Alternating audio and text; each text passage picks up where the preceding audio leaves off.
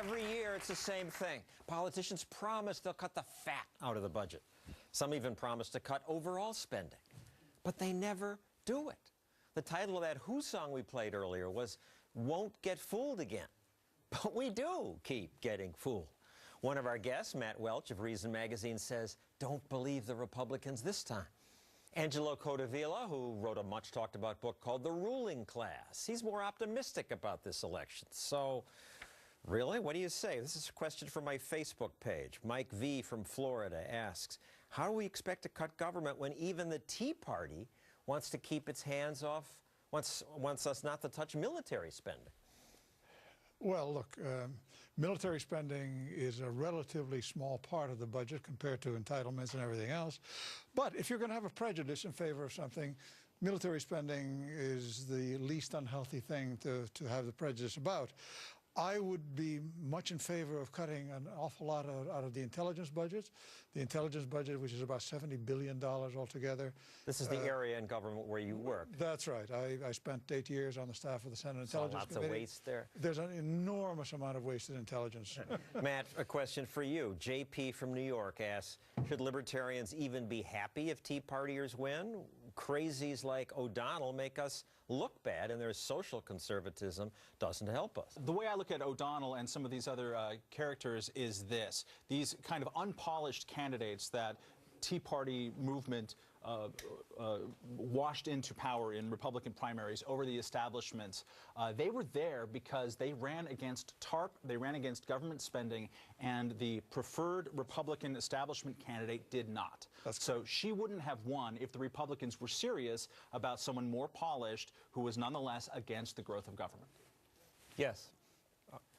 Do you think that a third party like the Tea Party could ever mount a viable campaign for president without major structural changes to our form of government? Oh, I think so. Just remember in 1992, Ross Perot at one point was leading the other two candidates simply by speaking ill of government. He didn't use the term ruling class, but that's what he was talking about. He was talking about a bunch of stuffed shirts who had proved incompetent, and he did not mince words about them. He turned out to have been flaky, but that's another story. If you had a lot of them turn out to be flaky. Excuse me? The ones who get elected often turn out to be flaky. Precisely, or worse than flaky. Yes, sir. How much confidence do you have in third-party candidates to be confident that when they get to office, they're not going to be pulled aside by what you call the ruling class and said, listen, buddy, this is how things are done around here. And by the way, you have your own Social Security, you have your own retirement. Why don't you keep things a little bit quiet and let's get reelected? You pays your money and you takes your chance. Look, there is no assurance other than the good sense of the American people. Thomas Jefferson made that point again and again. In fact, all of the founders said we have not wrought a system that is going to run by itself. Everything depends on the good judgment, the watchfulness of the American people. I would tack on that if you elect someone from a third party, and it happens very, very rarely, there are great structural impediments to anything like that happening. But when you do, they are not beholden to the other two parties in the same way. They are different. An example that I would use, and he's someone with a flawed record, is California's governor, Arnold Schwarzenegger. He's a Republican, but the way that he approaches things, and in many ways that he has governed, has not fit in those traditional grooves and has made him a more interesting, viable person. And it's not just pressure from the other politicians. Remember, just being in Congress means you listen to the testimony. And 99% of the testimony is from people saying, I need help. These people need help. You really have to be strong to resist that. And yes, sir. Do you believe that the growth of the federal government is ultimately an inevitable process? And if not, what steps can be taken to permanently limit how much the federal government can grow? I don't know about permanently limiting because it's a very difficult thing to structure.